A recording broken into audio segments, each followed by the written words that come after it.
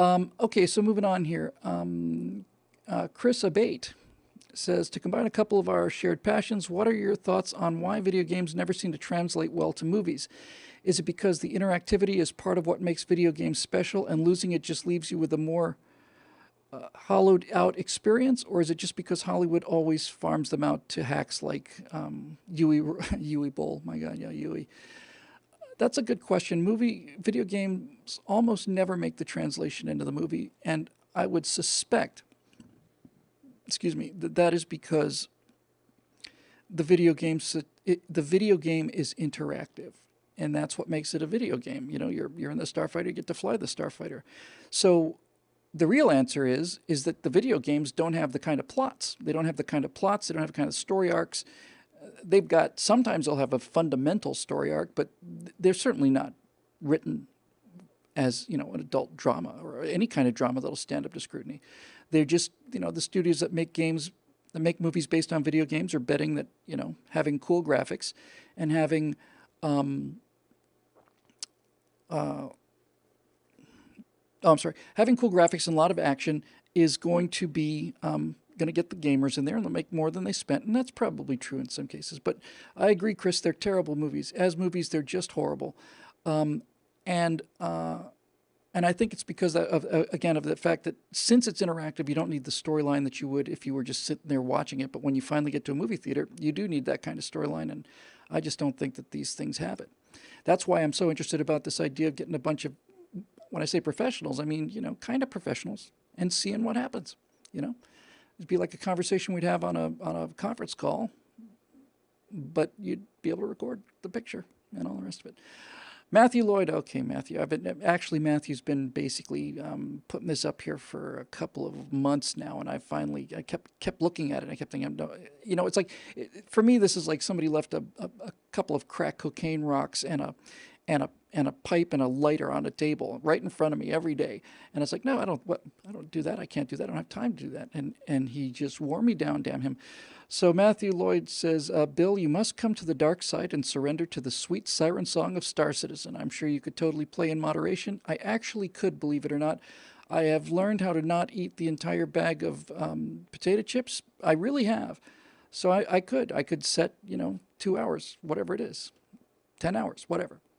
Just kidding, honey. That's just a little joke.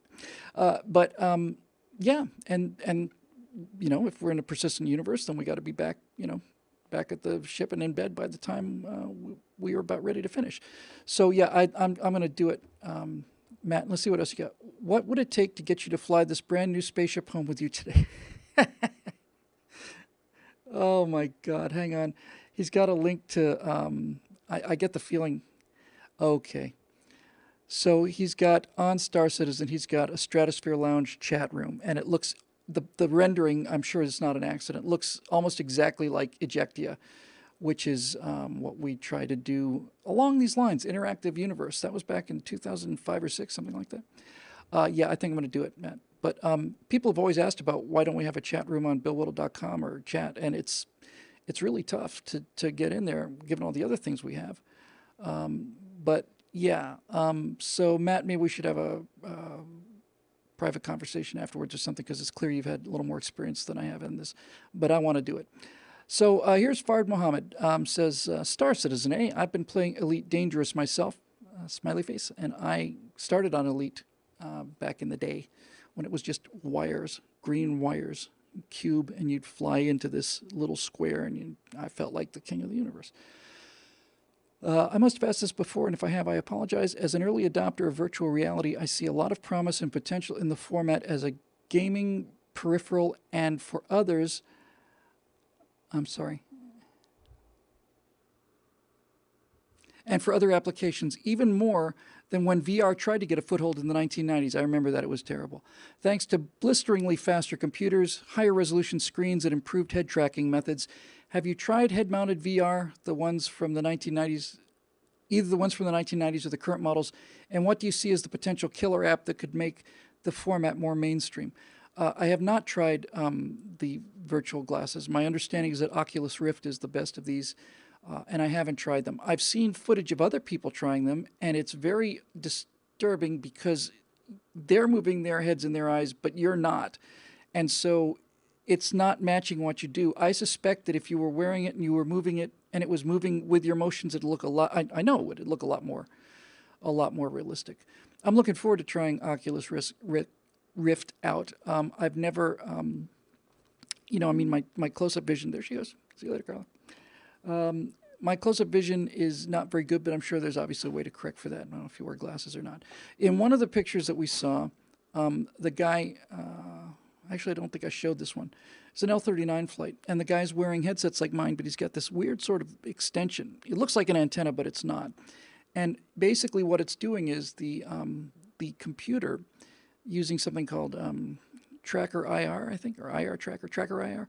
In any event, now it's a plug into the back of your computer thing, and your computer is looking at where your head's going and where your eyes are going, and it's sending that information down to the sim, because in the sim, usually with a joystick, you could pan left or pan right with a joystick. Now, when you look left, the computer knows that you're looking left, watches your eyes move, and rotates the scene for you so that as you look left, you see what you would see if you were looking left. As you look right, same thing. Works great on a flat screen, but with the with that Icarus Avenger thing I was talking about, you know, you'd almost want to turn it off because you look around and there's everything. I can't tell you again how unbelievably effective it is to have a simulation, just visual. You're not moving the chair at all. And by the way, they also have chairs that will do unbelievable things. But just having it completely cover your peripheral vision, when you turn and bank like that, you really feel yourself going over. And I saw one chair that actually goes fully upside down, rotates in every single direction, and it's like 720 degrees of motion. That's, people are going to be puking all over that thing. So I think the killer app is probably, Fard, I think it's probably something like this screen. The screen is still pretty expensive, but there's something about it. It's got a theatrical quality to it. It's kind of like you're going to the movies at night. You pull in your chair and you've got this wraparound screen that's probably just beyond your touch. Some of this projectors are coming down, and it's the exact opposite of what you would get with Oculus Rift, where you're kind of enclosed in this world. You're actually moving around and you're seeing things outside, and you can reach out. And some guys have gone to an unbelievable detail, but the instrument panels are right in front of you. They're being generated by the computer. Some guys and a couple of companies are making things, the actual switches. Somebody's doing like an entire series of A10 switches, and they're hooked up to the computer. So now if you want to, if you want to tune the radio, you look down here or over here, wherever it may be, and you turn the same exact knob that you have on an A10 and so on. There's a Thrustmaster makes an A10 throttle and stick, and it's modeled after the A10. It's probably got 25 switches on it, and it's exactly the same way. So, so that's pretty cool. And so I think the killer app is for me, is the sense that I'm not watching a screen anymore. The idea of that I'm able to look out into the real world and see things, to me, is better than wearing goggles that basically put me inside the computer universe. I don't really want to feel like I'm part of the computer universe. I want to feel like I'm just looking around at things that look pretty much real. So I really am very fond of this company. I think it's called SimPit something. It's a New Zealand company. And if you do a Google search for Icarus Avenger, or do a YouTube search for Icarus Avenger, you'll see it in action. Although I have to say, it seems like every single one of these videos was done by one guy. And look, if they're out of business by now, and they don't appear to be, but if they are, it's not a terribly tough thing to make. So there you go.